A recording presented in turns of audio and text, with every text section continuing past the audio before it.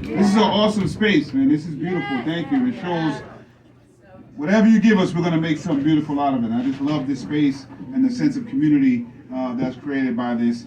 And thank you, everybody, all the folks that Ana Maria mentioned, and so much more, for volunteering time, giving whatever pennies you could. It's really important because we're just two folks, but we're doing our best to represent a movement in the state. If you went to the Democratic Convention, I don't know how many people went out there, it's a pageantry, it's a fake convention that's set up for people who are already in office, for the governor, to make it seem like there's a tremendous groundswell of support.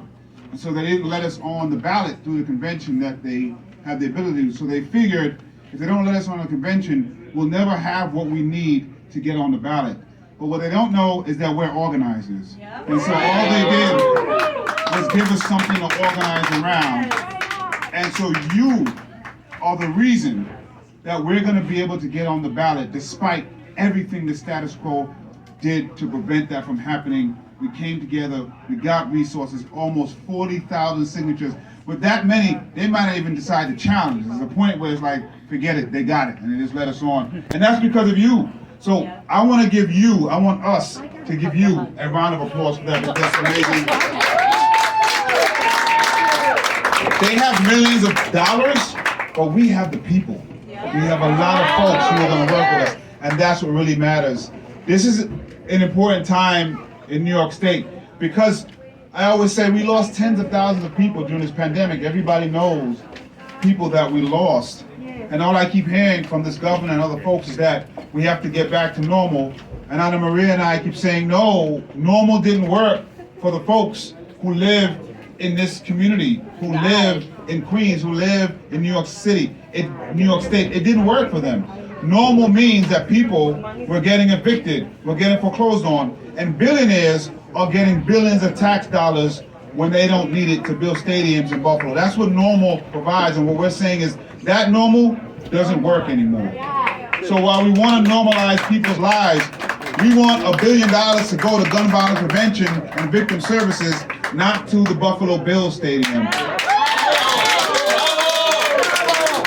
And that's what leadership is. Can you imagine a governor is holding up the budget right now, not to get more money to people who need it, who are trying to pay for health care, who are trying to pay for their housing, but because she wants to get $1 billion to the Buffalo Bills, and she wants to reverse decades worth of work around criminal justice reform. At one time saying bail reform has nothing to do with crime increasing, but we're going to change it anyway so we can get more black and brown bodies in jails and in prisons. That's not leadership. That's not the normal that we want in New York, the normal we want in New York City.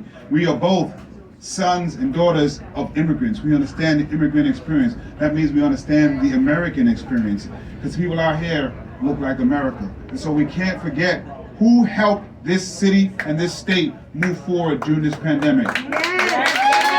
Don't call our communities essential and then treat them as expendable when it comes around for the budget. You should be holding up the budget because the excluded workers fund is not funded properly. That's why you should be holding up the budget. You should be holding up the budget because there's no good cause. You should be holding up the budget because our public safety plan that says invest in communities aren't quite funded. That's what leadership is. So I'm proud to stand here as a gubernatorial governor candidate, but I'm more proud to stand here with a lieutenant governor candidate who's gonna make sure that when things don't go right, she's gonna pull me by the ear and try to whisper. But if I don't listen, she's coming straight to the people and let them know what's going on. And that's the type of lieutenant governor we need in office, not one that's gonna go along to get along because it's politically expedient.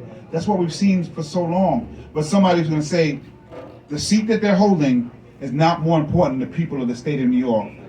And that's the kind of campaign that we're pushing forward.